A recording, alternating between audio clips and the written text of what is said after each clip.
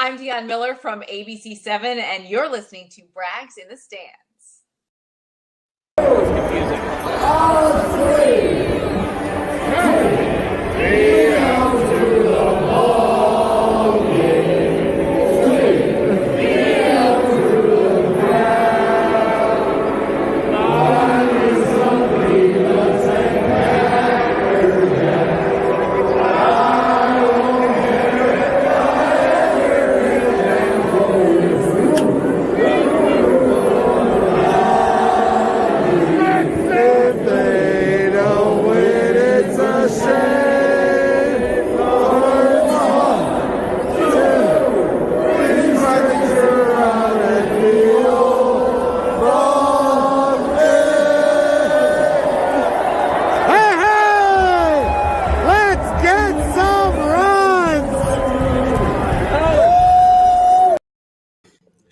Chicago's back open for business starting Friday. 100% capacity. Let's go.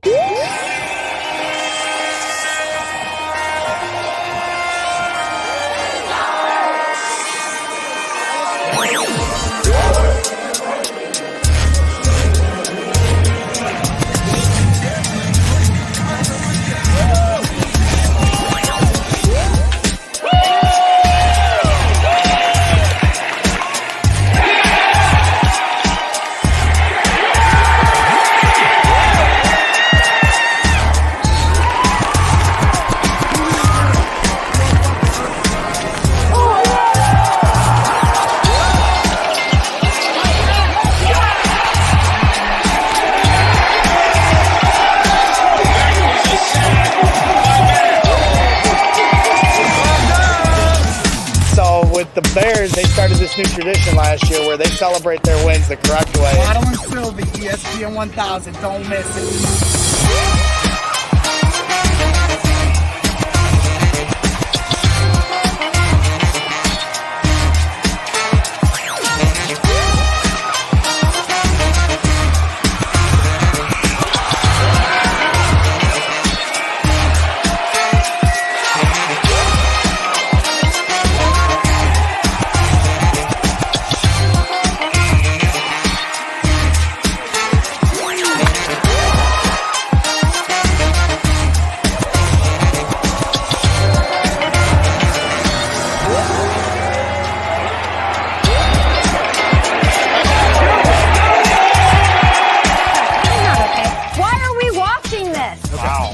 I know what you mean. It's like their own Philly.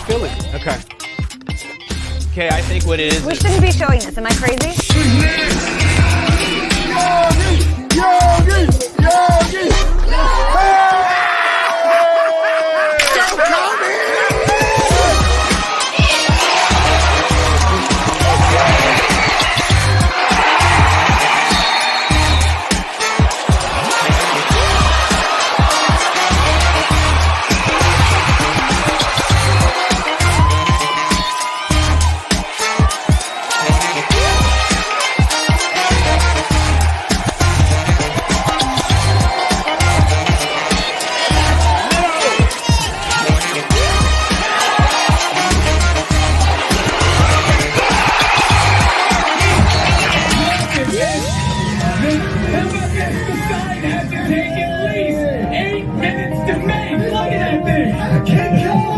What a great sign that is. What if I told you 17 minutes of rain would wash away 108 years of drought?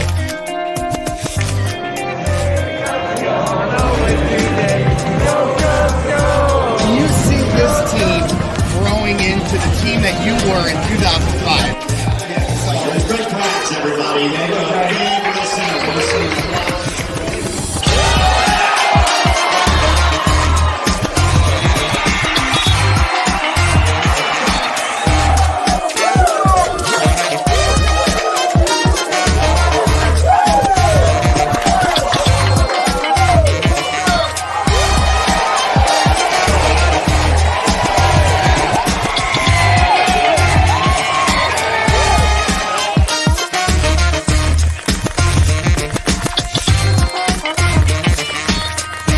All I gotta say is, Greg Braggs, you are ridiculous.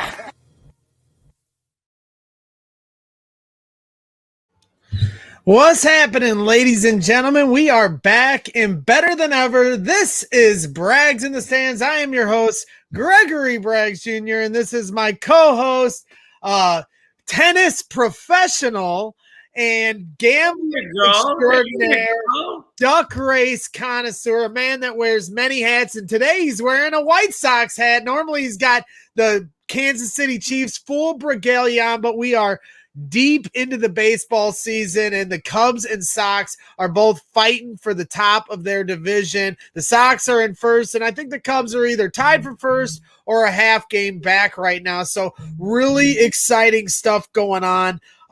It's just with everything going on, as I said, like the title of the show is Chicago's back open for business. 100% capacity coming up on Friday afternoon at Wrigley Field. And then, of course, Comiskey's going to be having 100% capacity whenever they return to town. I'm not sure what their schedule looks like, as I am the Cub fan, resident Cub fan, and Johnny B's the resident Sox fan. But just exciting stuff all across the board.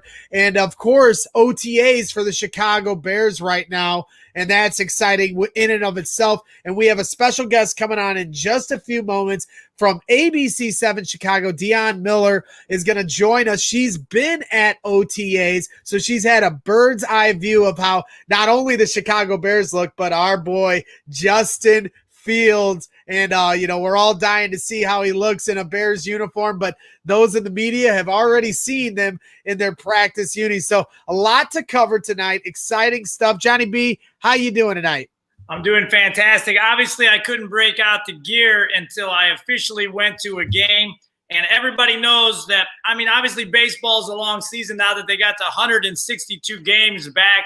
Last year was the shortened season with no fans. So I don't even get serious with it. I watch it, but I get into it once that official start to summer happens, which for me is Memorial Day weekend. So I'm been at baseball now. I'm all in. I can't wait for football. Obviously, that's my number one and a lot of people's number one. But I'm all in. The Sox are looking good. The Cubs are looking good. And you know what? I was at a game on Friday night. It was for my dad's birthday. And I'll tell you what, even though it was only 60% open, the title of the show is open for business. It felt like 100% open. It really did. Yeah, that's there's no doubt there. I've already been to a handful of Cubs games, making up for 2020, with all the games that I had to miss, unfortunately. But you were at the Sox game, as you mentioned, and we'll be talking all about that. And there you are with your lovely wife, Abby. And then, of course, you were with some friends, always showing people the good time. And, you had a fun little video you shared along with me because you got to see a walk-off winner,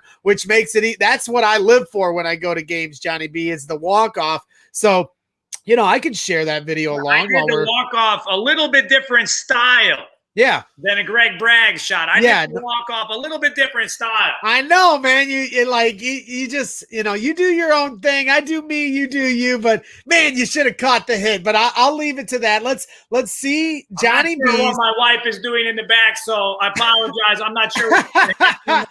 Like, why is she in she's no James Bond.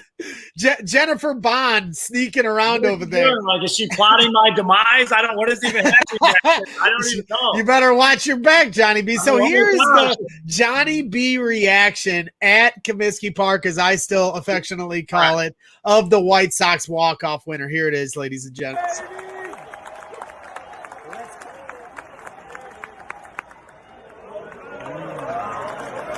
First and third. Nobody out. Bottom of the ninth. Moncada on third.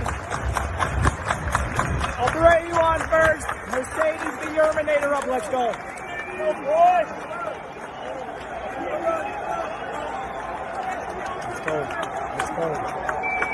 There's the pitch, baby.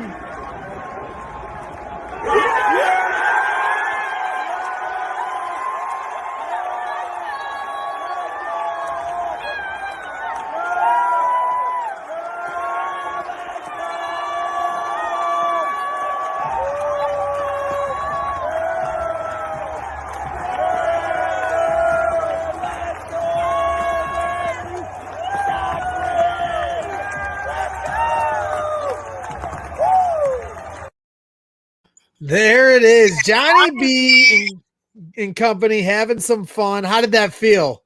You know, it felt good. It was the first time I was back to the Comiskey, as I call it, Comiskey Park 2, forever Comiskey. That's what we say. It was for my dad's birthday. He was a big baseball player growing up. So it was good to get him out there for his birthday. Obviously, see that walk-off. You know, we were up kind of big, and then they made a comeback, and then we tied it in the 7th and walked off in the 9th.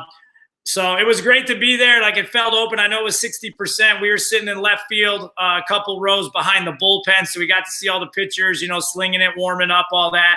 And it was exciting. It was a beautiful night for baseball. The food was good. The drinks were flowing for everyone, and it was just great to be back.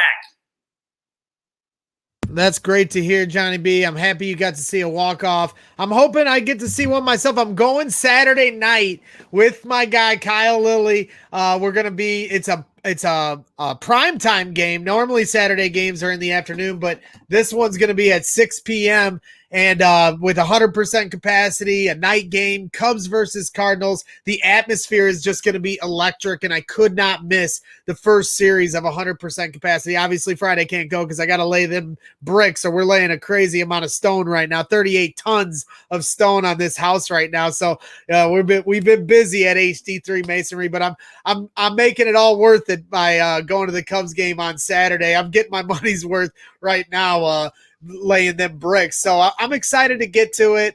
Excited to see that atmosphere and that intensity. I mean, there were things about, you know, a limited capacity that had its, it had its advantages. You could get through your lines to get your drink faster, your food faster. The bathroom lines are shorter. Getting in is easier. If you brought, my daughter Addison, when I brought her, she was able to run up and down the aisles with no problem. You're not having to worry about losing her. She's like running all the way down the concourse, and, nobody's even, you can see her all the way down. It's not a problem. So there were some advantages to a limited capacity, but for someone like me who lives and breathes going to games, to be able to go with that full stadium energy. You saw the walk-off 60% capacity. There was hella energy at Comiskey Park. When it's 100% and something big happens, there's no better feeling for me as a sports fan than to be able to experience that. And that's why I continue to go and I chase that moment. I call it chasing the moment.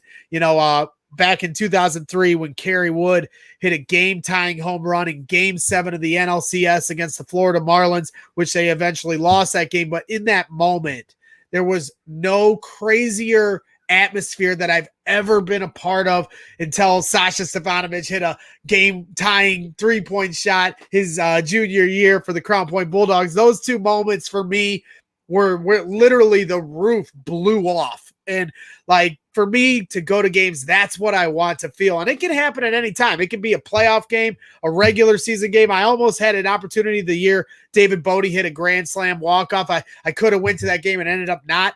And boy, do I wish I did, because people say it was. I remember you talking about it that. was one of the greatest moments in Wrigley Field history. So, that's why I go. That's what I'm hoping. Patrick Wisdom, this dude hitting 8 home runs in 10 games. I know this guy.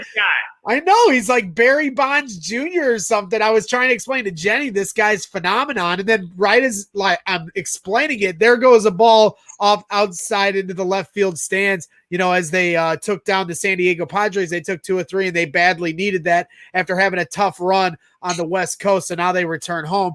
A lot of baseball talk here, but when we get Dionne Miller from ABC7 Chicago, who will be joining us in just a couple of minutes, she's getting home from her kids' baseball game.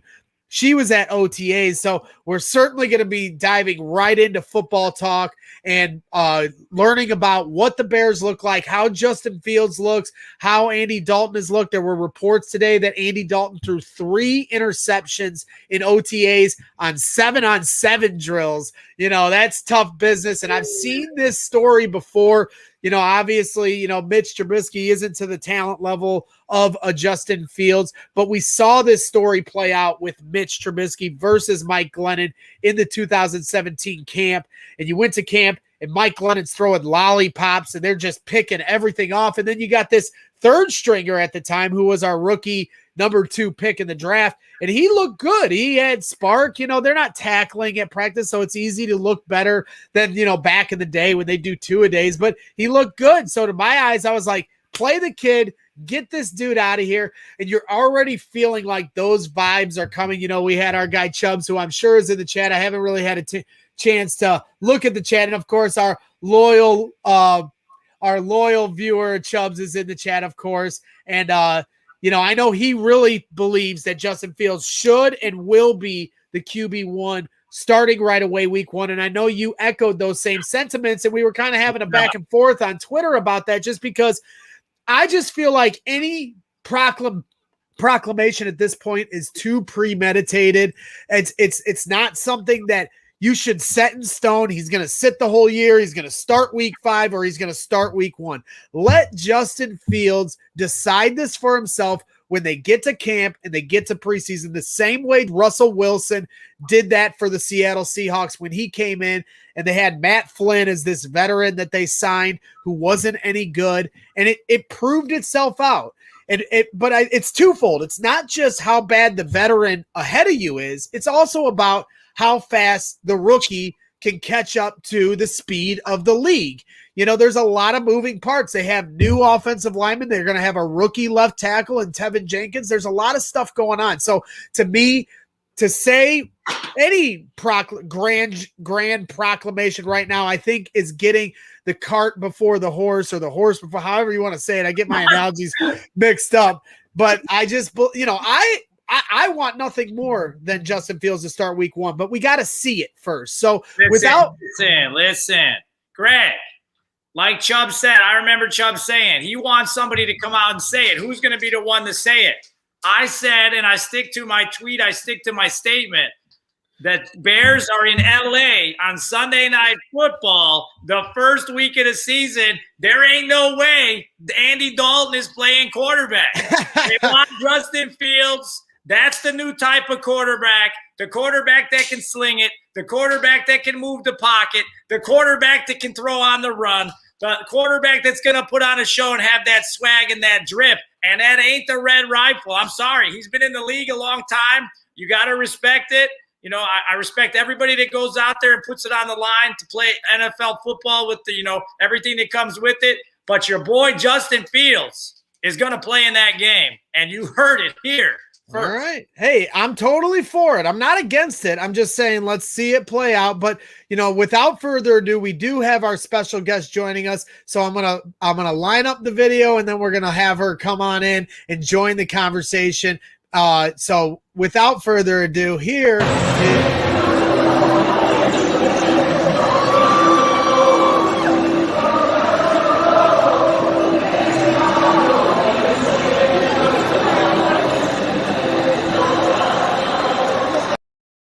there it is. Dionne Miller interviewing Anthony Rizzo as you hear the roar of the crowd of Go Cubs Go, a beautiful thing. And I can't wait for Saturday night. It's going to be a lit atmosphere, and I hope the Cubs can win. So 100% capacity of Wrigley Field can sing that song, and the echoes are going through Wrigleyville as they wear the city jerseys on Saturday night. How you doing tonight, Dionne?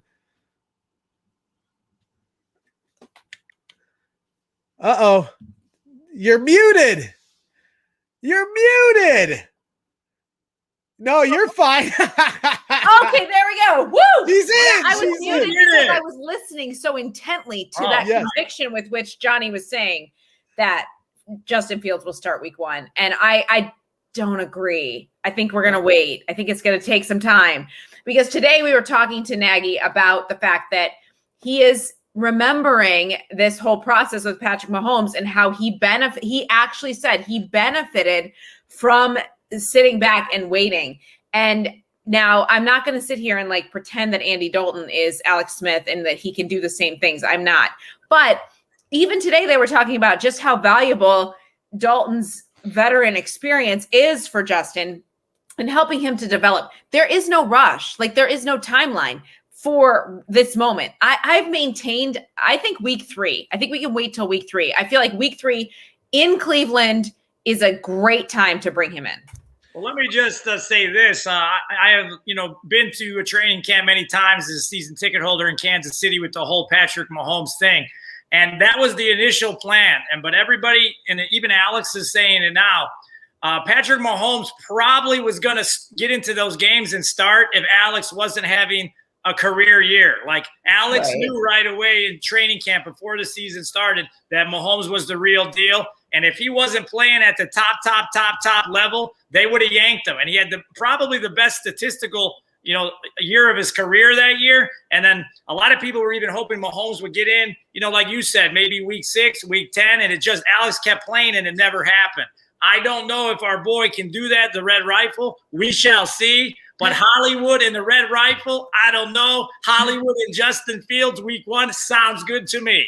It sounds good to a lot of people. The future, everybody would love the future to begin in September.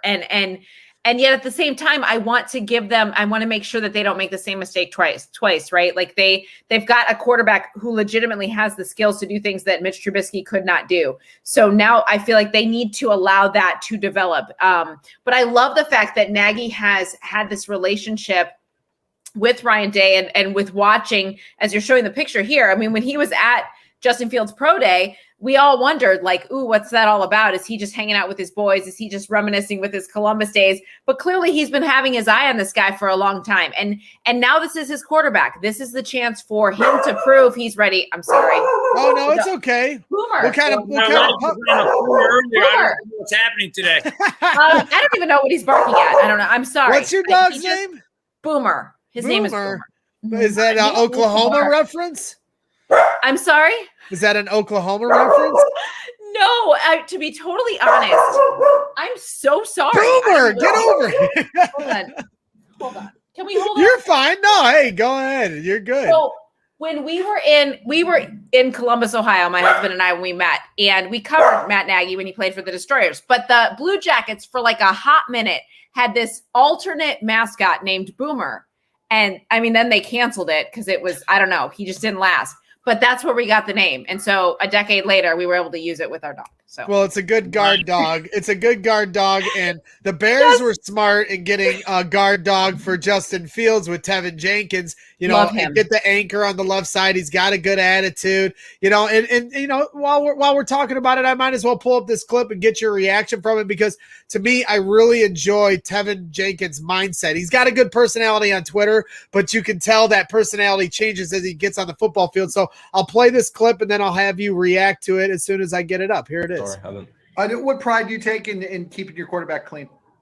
That's the number one important thing to me. I don't even care about like anything else to me. Like the number one thing to me, I've ever grew up my whole life, been offensive lineman my whole life, defensive end, offensive lineman, didn't care about anything else. Number one thing I've always learned is you keep your quarterback clean and you always keep him upright, no matter what you have to do, be dirty, throw, hold, whatever it is, what you got to do. If anybody hits my quarterback after the play, that's my problem and not his. And that's how I want to carry myself. And that's what I want to do. And that's the man I have to be. I love me some Tevin Jenkins. How can you not get excited about him? That he is. I love his personality, but I love the way that he plays and the way that he approaches it. And you just heard it, his whole attitude. Like he is nasty in the trenches, and they need someone like that on the offensive line for a quarterback like Justin Fields. And the fact that they're there right now and they're bonding and they're getting experience that, pandemic rookies didn't get. And so thank God they're having these reps right now. And they've talked about how valuable that is for them to start building that communication on this offensive line that needs to work as one. And he's a big linchpin for that, for sure. 100%. And, that's the other part of this equation when it comes to Justin Fields playing week 1, as many Bears fans are going to want, especially as we get into camp. And, your very own Greg Braggs broke a little news with training camp being able to be accessible to fans. So when fans return to training camp and fans see this guy in preseason games, the fever pitch to wanting him to start is even going to grow from what it is now. But I do think the offensive line is, and a rookie left tackle is a part of this equation of, do you play your rookie quarterback right away without knowing exactly, all the moving parts around him? Are they ready to go in running the offense that Matt Nagy wants to run with all these young guys in here? And I want to be optimistic and let it all play out, but I'm not trying to make any kind of proclamations to it. I've been having a back and forth with Johnny B and our guy Chubbs in the chat, and he asked, do you really think this locker room, having heard them speak, are actually going to support Dalton starting over Fields week 1 after all the praise they seem to be having for Fields. And that's a great point because it's a locker room vibe. You saw how excited Eddie Jackson was. You saw how excited all these, it lifted not only the fan base, but the whole organization. It went like night and day that night of the draft from down in the dumps. Now we're all elated for week 1.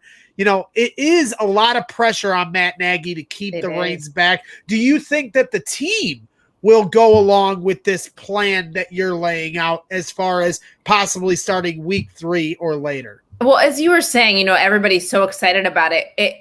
The media, we are asking the question, every player who comes up, what was your reaction when Justin Fields was drafted? How do you think it impacted? We're kind of making that the spotlight right now. And obviously it should be, but the angle needs to be especially for the young guys. Today we talked to Cole Kmet, like what did you think? Because that's the future, right? And they understand that. I think Andy Dalton understands it. Different than Mike Glennon, different than when he came in and they kept maintaining this is his year. They've not said that so much to Dalton. Now he thinks he'll be the starter week 1. I don't know if they've made that promise to him behind closed doors and they're not letting us know that no matter what happens, you're starting week 1. Maybe they have. But I do think that if there are struggles, that locker room is going to say, we've got somebody here who can do what you're wanting the quarterback to do, and we need to move on from Andy Dalton. Boomer thinks so. Well, you're going to have a lot of fans barking in the stands, too, if they don't have our guy out there. I know that because we saw this play out with Mitch versus Mike Glennon. And it, obviously, like you mentioned, the talent level is just a totally different stratosphere when it comes to Fields and Mitch.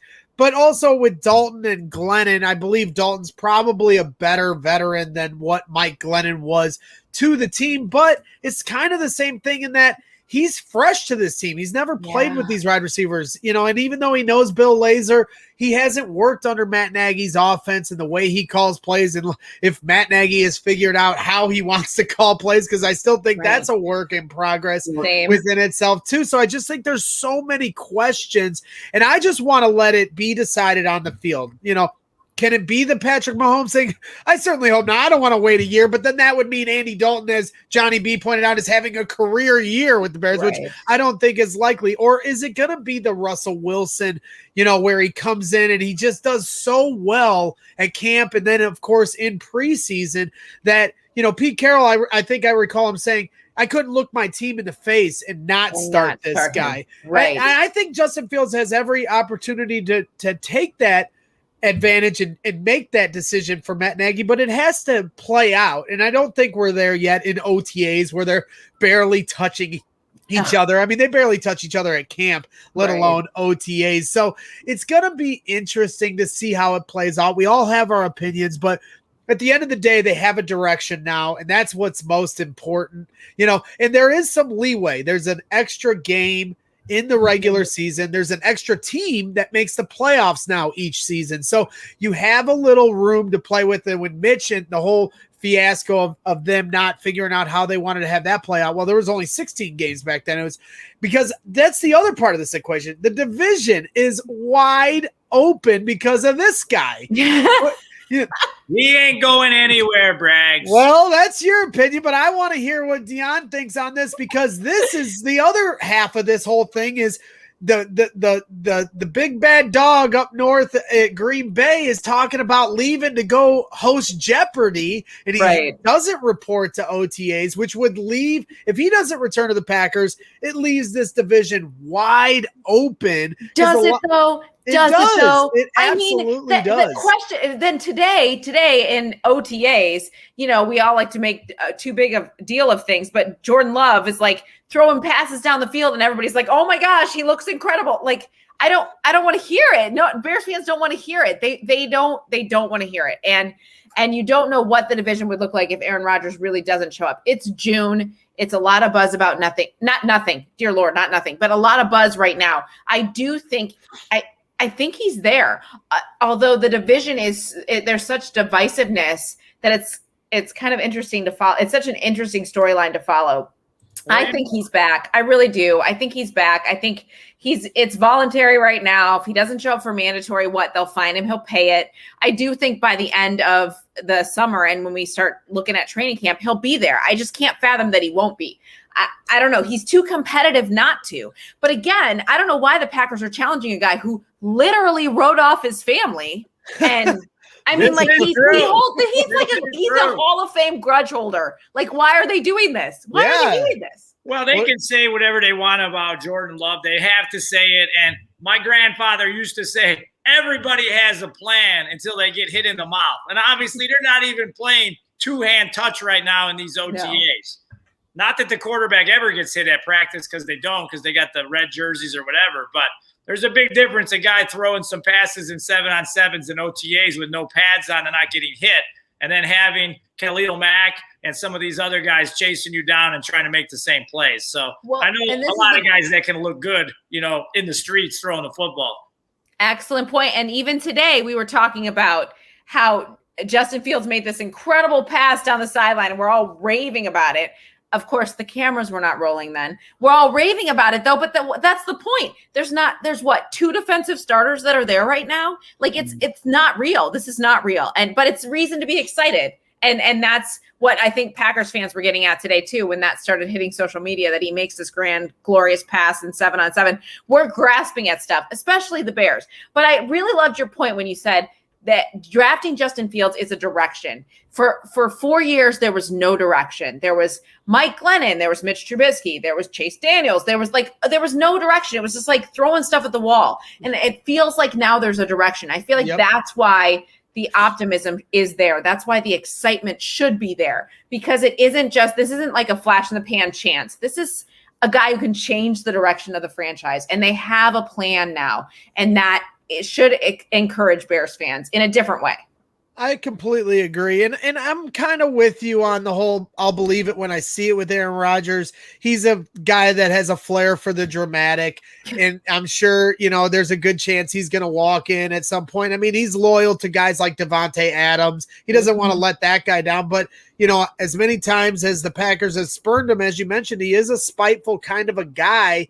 You just never know with it. But it's nothing but good news with whatever they're doing, because it's obvious that it's a very tumultuous relationship. And it just felt like in the moment that Adam Schefter came on NFL Live and announced that he wants out, this curse has been lifted off of the Bears. So because hours later, Justin Fields falls to 11 in a literal reverse of fortune of what we saw in 2017 with Mitch.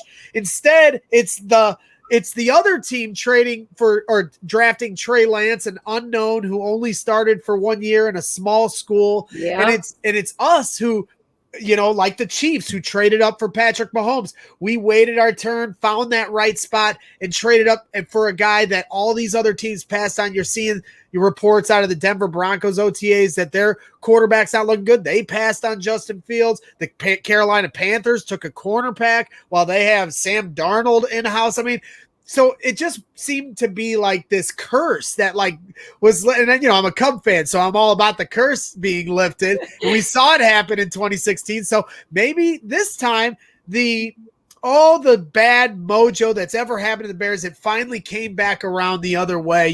It's a law of averages. At some point, every dog has its day. And maybe this time the Bears had it. I say dog has its day, and Boomer's going to come running in. I don't know where he went. Curses aren't real, Greg. That's what people that aren't winning say. No, Once you win a championship like I did in Miami, Super Bowl 54, you don't believe in curses. You believe in talent and coaches putting the people in the right position at the right time. And then the superstars got to make plays. And then the guys on the bench that are role players got to make some big plays too. So once you get that championship, you'll believe there are no curses, and talent oversees everything. Well, I'll say this much, to quote Michael Scott from The Office, one of my favorite shows of all time. I'm not superstitious. I'm just a little stitious. Yeah. So, so maybe let's move, we could talk about Justin Fields all day. We are so excited to have him here. And me and Johnny B and Chubbs in the chat. We could go toe to toe talking about every little thing. Obviously the reports are he's looking sharp.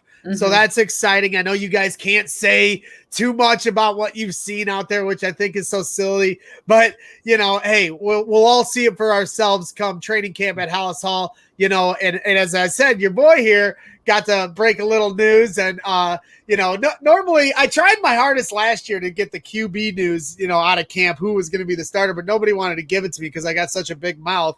So I got this one. It was fun to do a little, fake reporting. I'm a bricklayer, and I'm doing this reporting stuff. I love it. It was funny, but it's exciting for me because I've never been to Halas Hall, and I love training camp. That's what most people know me as. That's where this whole thing started. Was the 2018 camp was me doing coverage, quote unquote, on my lunch break there, and so I'm excited to go to Halas Hall. But you've been to Halas Hall plenty of times, and you've watched practice there. What are your expectations for fan capacity? Are you seeing any kind of structures being built for us to be able to sit in? I know there's a train that goes by. I've been thinking about, hopping on one of these trains so I can see practice for a minute. How do you think it's going to lay out for fans? I hear parking's tight there. It is. How do you see this all playing out? Have you guys discussed this at all? A little bit. It is interesting because depends on what fields they use, but they do not have the space. Like, I just felt like Bourbonnais was so well designed for training camp that they had the different fields and they had plenty of space for people to kind of spread out, and they could have the kind of festivities for the whole family. I mean, my kids loved going to training camp, and they thought it was the coolest thing. And that's not going to be the same at Halas Hall. And already they have, like the parking lot is pretty tight with just media people. I don't know how they're gonna lay this out, because they're not at this, from what I can see, they're not building anything. So the numbers, they're going to have to keep them probably at a premium. It was interesting today when Nagy was talking about, how we're getting post-pandemic, right? Like, he's not wearing a mask anymore at practice, and those who he expects his staff to be vaccinated by the time we get to training camp, and how that affects what they're able to do there at Halas Hall. I think that's going to be fascinating, especially as the city is and the state are set to open up in like 2 days. Yeah, it was disappointing for me that they moved out of Bourbonnais. I get all the amenities of Halas Hall, and the new technology they have there is, helps these players in a big way. But, they've shortened training camp so much. It used to be like 6 weeks, 2 a days. They shortened it all the way to like 2 weeks. And it's like, to me, it always was like a camaraderie thing. They hang out at the, where the students have lunch, and there's the dorm rooms, and you get a roommate, and you'd watch these guys once social media started. And I think the players enjoyed it too, as much as it probably at first was an annoyance to go out there. But then once they get settled in, I think they enjoyed it as well. And then, as you mentioned, all the different fields, they can rotate each field, because the fields get torn up when these guys are bulldozing down back and forth on the fields. And I'm assuming they have multiple fields at Halas Hall, but it just seems like it was a missed opportunity to leave there. But I get it at the same time. But I hope maybe they can, how they would go to like high schools each year for training camp. Maybe they'll do a Bourbonnais visit each year for 2 days, to give back to the community that hosted them for the summer home of the Chicago Bears. I think that would be a nice gesture, because they kind of left off. It was like the Browns, they left off in the Mayflower, the trucks, and they didn't tell nobody until 2 months after camp was over. I think Bourbonnais deserves a more proper send off. It's the most it was the most magical place ever for me as a sports fan. Greg, it's your Graceland, Greg. It really was, man. I mean, one of the first times there. It was amazing. You were right there. The media's right there. I love pestering Zach Zaidman and Jeff Dickerson. We'd be like, who would win in a fight, Zach, Jeff? And everybody would have a big chuckle. Or, the players are right there. And then, of course, after practice, they'd sign and stuff. But I mean, just to watch practice like it was a high school environment. I mean, the guys would like slide at your feet and catch a touchdown if you were sitting on the ropes. Like, to me, there will be no place that could ever be like Bourbonnais. But I am excited to see Halas Hall. I've never been there. I doubt they're going to let me run through the halls, but you never know. I'll find my way. I always find my way. How about the defense? To move over to the defensive side. I know a lot of them didn't attend the last whatever you want to call mini They camp. weren't there today, but now they weren't again today. What are your Mm-mm. thoughts on this? Because I thought we were all excited for the Justin Fields era, and I know it's voluntary, and these guys work very hard on their own in the offseason, but it's just so disappointing because they didn't last year. You can say everything you want about the inconsistencies of the offense and Mitch Trubisky and, you know, being down in the dumps because of that mentally as a player on the defensive side, but now you got your new boy here. I know. Why? What are your thoughts on the defensive players not showing up for these to get ready to try to win a championship? Maybe not this year, but down the road. This is the foundation, and these guys should be all in on this. What are your thoughts? I could not agree with you more. However, they've emphasized over and over again how voluntary these workouts are. And I think going through last year, it's interesting. I wouldn't have thought that virtual OTAs would have made that big of a difference. And I think that in some aspects, maybe it did have a bigger impact on the team. But I also think that defense not having fans in the stands, like consistent full houses, that they feed off that stuff.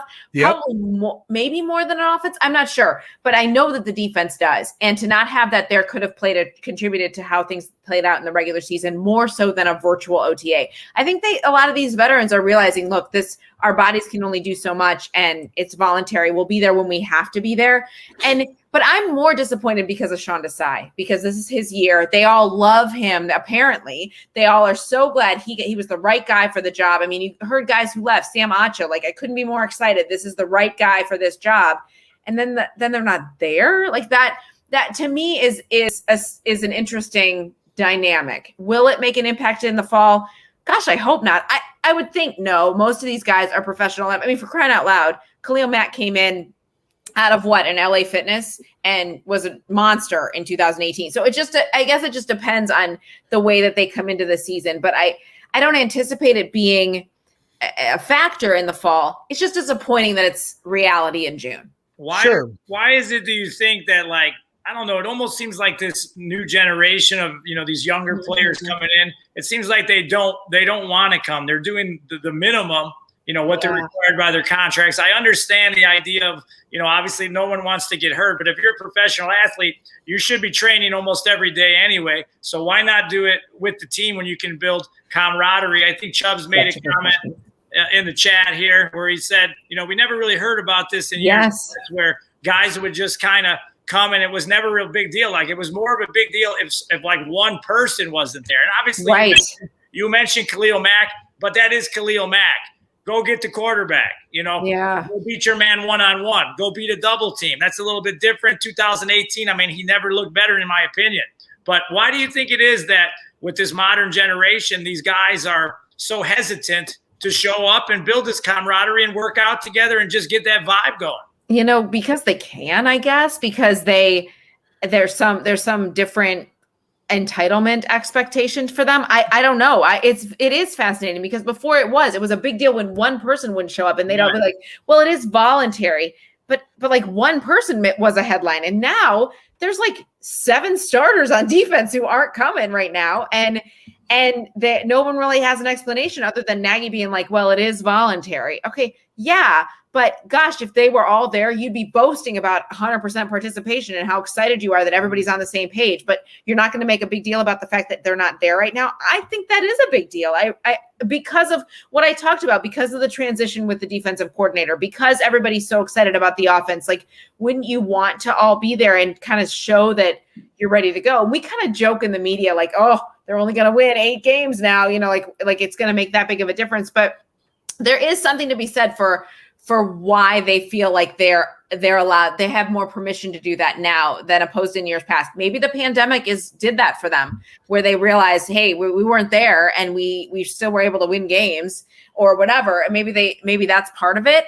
I'm not sure. We'll have to ask them once they come in next week when it's mandatory. If they come, I would assume they'll come. Yeah, I mean, it's a little disappointing just because as a fan, I think any fan would say, I show up to work every day. Like I love going to work. I love laying brick. I truly do. So like, I don't, but, and then you think about like a guy like Juwan James from Denver who got hurt working out on his own. This is a chance where you can go get your work in, and it's on the clock in case anything were to happen. You saw with Daz Newsome, he broke his collarbone.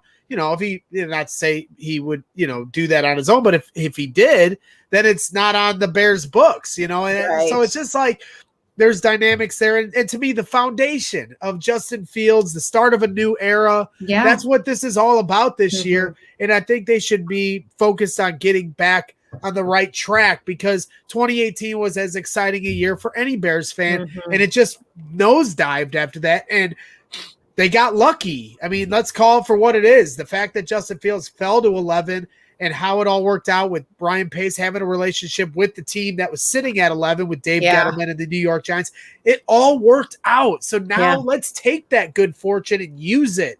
And let's bounce back. It got, Eddie Jackson, I know he is ready to prove people wrong. He's a very talented safety, but he needs to bounce back. A lot of these guys need to bounce back in a big way, and maybe they will still. I'm not saying they won't, but, to not come to these, I think they're important. It's not like you said, it's not like they're going all balls to the wall on it, while they're there. It's just it's just time to work. You've been off long enough. In my opinion, it's time to strap up the boots and get to work. But mandatory camp's coming up next, so I'm not trying to, drag them through the mud too much on it. It's just a little disappointing is how I would phrase it, to leave it at that. I would like to quickly, and I don't want to take up too much of your time, and we always appreciate you coming on here. You're one of our favorite guests, and we truly mean that. Your spirit and charisma and energy. Well, Greg, it's my favorite guest. I don't. You say stuff like one of my favorite because that's what you have to do as the host.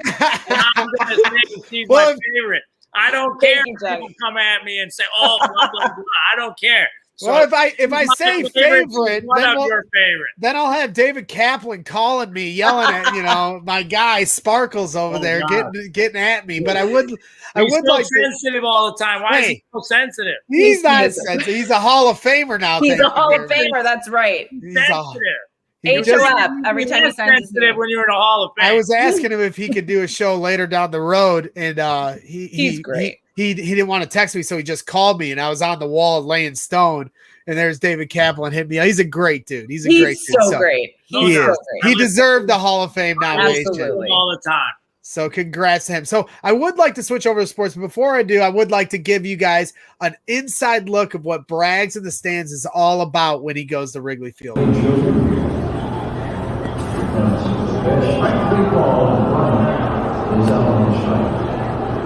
The Cubs do not score. It's time to fasten those seatbelts as we go to the ninth inning. It's the Cubs 1 and the Reds 0. This is the score in the Xfinity Mobile Cubs Radio Network. This is the Chicago Cubs Radio Network. Listen to every game here. Geico presents Motorcycle Word of the Day. Today's word is. There goes Craig Kimbrell out the bullpen to close it out. Were you in the bullpen? Dude, were you catching in the bullpen or something? I know the bullpen catcher was or pitching coach was looking at me like, what are we doing here, guy? But they got windows up. So I just made it look like I was within the bullpen, but they had the windows open. And I thought to myself right before the inning, because my Thai guy, who's a diehard Cub fan who catches every home run in the bleachers, and he's trying to teach me his ways because I've never caught a home run. I have thrown one back. You never caught a baseball? I've caught one back? I've caught a Ben Zobrist foul ball, but yes, I threw back Ryan Howard's 43rd home run the year he hit 59. And it was a great story, Dionne. I'll try to make it quick, but it is a funny story. This is back before cell phones, or at least before I owned one. And everybody was looking for me. I was either in high school or just out of it. My mom was looking for me. Everybody's looking for me. My buddy Tom Herr had last second bleacher tickets. And we got there in like the second inning. And Ryan Howard hits this home run, the section over from me. And this Philly fan caught it. And everybody's like, throw it back. And then, so I'm, this is young Greg. I get right up in him. I'm like chanting it with everybody. I'm like, you better throw that back. And he looks at me like, I don't want to do it, and puts the ball out right to me. And his friend puts his hand right over my hand as we're both grabbing the ball. And I looked at him. I go, you ain't getting this ball, brother. And I took it and chucked it onto the field, and it was my holy grail moment of the left field bleachers, and I was able to throw back Ryan Howard's home run. And what was funny about it was actually 2 pitches into the next at bat. I did not realize they had started the next at bat because all the commotion of everything. I knew what my job was. It was to chuck it back. I didn't know they had already started next at bat. So this guy who he still works there, and I always joke with him when I see him. He took me back and he goes, "Look, I know you're excited, but please don't ever do that again." And he let me go back to my seat. And then the second part of that story, which is so funny, is so now I want to get a hold of my mom and my girlfriend, now my wife Jenny, and tell them what just happened. And I called Jenny and I'm like, are you watching the Cubs game? She goes, "No, your mom's looking for you. She's been worried. She's been looking for you for hours." I'm like, "I'm at the Cubs game. Don't worry about that." I go, "I just threw back a home run. Did you see it?" She goes, "No, I'm not watching the Cubs game. Call your mom." So I call my mom. I go, "Mom, are you watching the Cubs game?" She goes, "I'm at the Cubs game with Barbara." We split tickets with a lady named Barbara Sierra, her season tickets. And she's like, "I'm at the Cubs game right now." And I go, "Did you see the guy who threw it back?" And she's paused for a second. She goes, "That was you." She goes, "I told everybody in the stands, that looks like my son." I was wearing a bright yellow Play Like a Champion Today shirt because I didn't even have any Cubs gear on because I was the last second thing.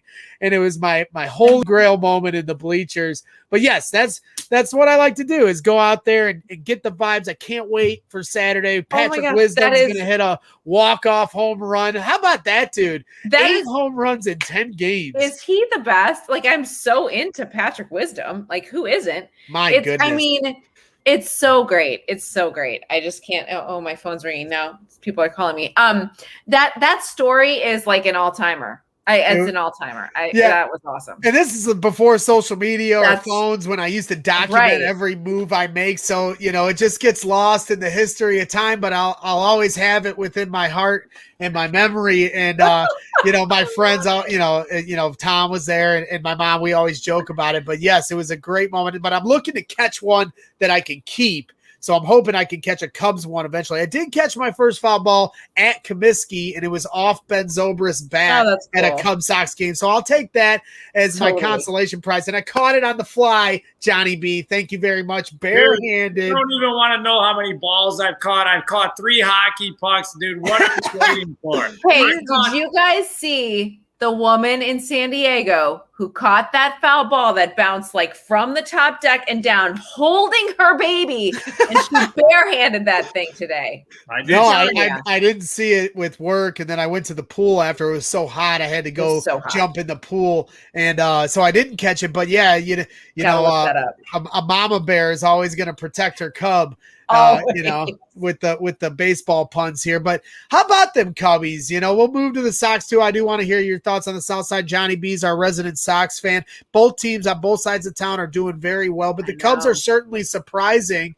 And now we're moving to 100% capacity for the big series against the Cardinals. What are your vibes here with the Chicago Cubs and, everything going on with the extensions and how they're playing? What's your overall thought with what you've been seeing with the Cubs? In my brain, it's overachieving. I didn't expect them to be knocking on the door of first place in June. I really didn't. And the way the season started, I thought, oh gosh, it's going to be a really long year. And yet I think that Chris Bryant was asked the other day if the contract extension stuff is part of the mentality that they have. He's like, I don't know. I 1,000% think it is. I think that they all are kind of there to prove something. And it's interesting to me that it's been guys that have just been called up. I mean, was it Sergio Alcantara today who hit his first career home run? And obviously we talked about Patrick Wisdom and guys just kind of stepping in and filling in different places. And it's working. David Bodie's had a moment that's been outrageous, and the season Chris Bryant is already having. And how about this bullpen? This bullpen is nails. Craig Kimbrell looks like the guy that they've wanted. Like he's ridiculous when he comes in. Now the confidence is there as opposed to what we've seen in the past. Like things have come together in the right moments, and it's great for Cubs fans. I will never root for a team to lose because of the financials of it and the business side of it. I will never do that. But it's definitely Jed Hoyer's worst nightmare. Like, this is not what he wanted. And so now he's stuck trying to figure out what they're going to do. I mean, and openly saying from go at spring training, we cannot keep all 3 of these guys. So it's going to be interesting to see what happens there. But I mean, a good problem for our city to have is 2 first-place teams. I mean, like, 100%. I feel like the White Sox are so fun to watch. Oh my goodness. Like, I can't get enough of watching them. And now seeing a little bit of La Russa's personality come out a little bit more and kind of trying to connect with this generation, which I worried was going to be an issue. And I feel like maybe it's coming along. And I was disappointed when that Yohan Moncada travel day came and you didn't see him in the jumper in the picture or whatever. And I'm like, interesting. And now I feel like just this weekend when they're all wearing the City Connect jerseys and his hat's all sideways, so I just felt like he was, Southside Tony, man. Like he is in. It seems like that part is coming along, and that's exciting for him and for the team. And so you think the players are starting to gel with Tony? Because there was a bit of abrasiveness with not just the, not wearing on the travel day or anything, but just, how he got upset at his players for the showing up and kind of not, the Sox fans wanted him to take the side of his players a little more, right? Let's just get this out of the way. Like, people can actually disagree about something and like get over it and coexist, baby. I totally agree with you. He doesn't agree. He's old school. They're new school. Right. All right. Let's go. Let's play ball. Let's win. And now let's put our hands sideways.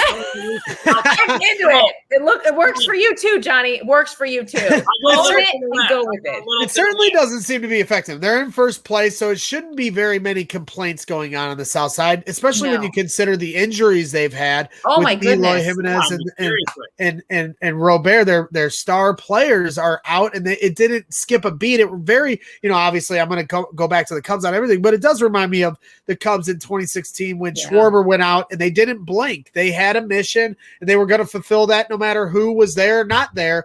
And the Sox certainly seem to be on that mission. So, maybe the courses will collide come August 6th when the Cubs and Sox face off. I'm certainly looking forward to that. Why is it that late? What are we doing? I like it. Hey, let's make these games become more meaningful because it's later in the year. But lately the last few years. Well, that's when you guys are still there. I'm just saying. She said they're not keeping everybody. So what's going to happen? Good luck. I don't know. They better not trade.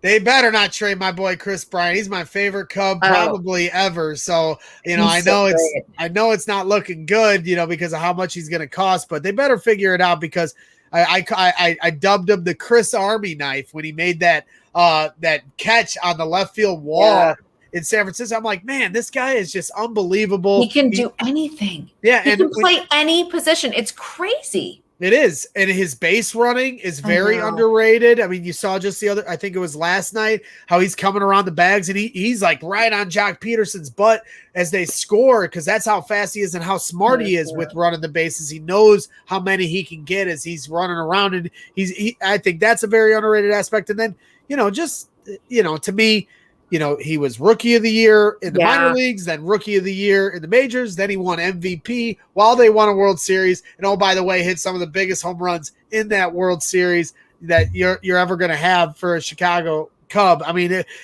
to me, he is the new era Mr. Cub. All due respect to Anthony Rizzo, who I definitely think is definitely on that level too. But for me, it's Chris Bryant. His talent level is just otherworldly. I thought he was going to be more like a Mike Trout type, but he's had injury issues the last few years, and now he's not injured, and you see how well he's playing. So certainly is tough decisions for Jed Hoyer. Are you going to be in attendance or covering the game at all this weekend with the 100% I'll be there on capacity? Friday. I'll be there on Friday for sure. Yeah, Friday all day because it's such a big day. I mean, we're going to start early at 11 a.m. on ABC 7 and have coverage then and then through the game and then on the other side. So, it's a big day. I'm really excited. I know the White Sox changed their media rules and now the media can go on the field and interview the players like we saw when we introduced you with as you were interviewing Anthony Rizzo after a Cubs win a couple years ago. So have the Cubs changed that rule yet, or are you guys still, limited in that capacity? Slowly. Someone pointed out to me today, the Cubs are one of the few teams that are not at the 85% vaccination rate yet. Sure. So I don't know how that impacts what the media can do on the field because that will force us to keep our distance. However, we did get an email today that is allowing media on the field like early in the morning pregame to interview, Crane Kenny and Jed and people who are out there pregame. So it'll be interesting to see. I think that policy might change by the end of the week because it is a league-wide thing that makes that decision, not specifically with the team. So hopefully we'll be back down there because that's what I've missed so much, right? I didn't realize how much I missed the fan noise until we started hearing it regularly again. And gosh, it's just everything. It's everything. Yeah. Wrigley Field is such a beautiful place, but when it's empty, it's just not the same. When it's full, 100% capacity. And I was going back and forth with my buddy who enjoys some of the amenities of a smaller capacity, but I love the energy. When you see a walk, I saw Chris Bryant's first ever walk-off home run against the Rockies, and I screamed like a little girl, and that's what I live for when I go to games. I literally quietly root for the walk-off. Like if we're winning 2-1 and they tie it in the 8th, I'm like, it's not the worst thing that could happen as long as they win. You root for your team to I literally root for the walk-off. I love it I have never heard of this in my life. I know it's sacrilegious to say, but it's my honesty. It's my truth. When I go to the games, I live for the moment. That's why I go. That's what brags in the stands. It's all about the moment in the stands. And when they win 10-2, it's fun, but the last few innings are just like, all right, let's get this over with. I love the clutch moments, the pressure. And they're always going to come. I'm undefeated this year, so I'm not worried about it. Expression, Greg. I'm a very positive guy. As you know, I'm all about positivity, whether it's online, whether it's in my everyday life. It's all positive all the time. I try to bring it. And if I'm at a game and we're behind, I always say, you know what? You can't have an exciting comeback if you don't get a little bit behind first. But I have never heard of anybody wanting to lose the lead in the 7th or 8th inning so they can have a walk-off. I've just never heard of it. I'm just saying, I'm not saying I root for it, Johnny B, but I'm just saying when it happens, I'm like, this isn't the worst thing that could happen. It's not the worst thing. So I'm looking forward to it. I'll be in attendance Saturday night doing some fun coverage and hanging out with guys like, Crawley and all the diehards, Bleacher Jeff and My Tai Guy and all these guys that I love. I just always love the energy and all the people that are a part of the Wrigleyville experience. And then they're going to have the city jerseys that night too. Yeah. And I want you to find something out for me too, Dionne. Okay. I'm trying to find out if Justin Fields is going to throw out the first pitch on Saturday because I got a feeling it's either going to be Saturday or Sunday. He's in town. They don't got, it's a primetime game on Fox and it's a primetime game on ESPN. It better be Saturday. They play games on NFL Fox. I want it, of course, because that's the night I'm going to be there. So I need you to find, been trying to work my corners of the few people that will talk to me about whether or not he's going to be there. But I'm dying. I really want him to throw out the first pitch. So I need you to find this out for me. I will ask the question tomorrow and see what I can find out. Boom. That's what I'm talking about. I'm telling you, that's brilliant. You're brilliant. I mean, that's brilliant. That would be a brilliant move on their part too. Although Tevin Jenkins has openly said, I want to throw out the first pitch at Wrigley. Yeah. And they tweeted back at him. So I know that's probably in the works too, but I know how this stuff, I've been to games where I was at the game when Khalil Mack threw out the first pitch right after we got him. So I know it's coming. And I just feel like timing wise, if you're going to do it, it's going to be this weekend. You're so right, Greg. This is the weekend. I'm always 10 steps ahead when it comes to this stuff because I'm always chasing this kind of stuff. That's what I want to capture when I go to games. When I went to the Cubs game with Ryan Cox, who was nice enough to take me to the bleachers for the return of Lester and Schwarber, I'm waiting for that moment and I caught Schwarber, here, I'll share it before I don't want to take up too much of your time. I know I keep saying that and I take up more of your time, but I got a great video of signature Schwarber. It was given some candy from Chris Bryant. Here's that.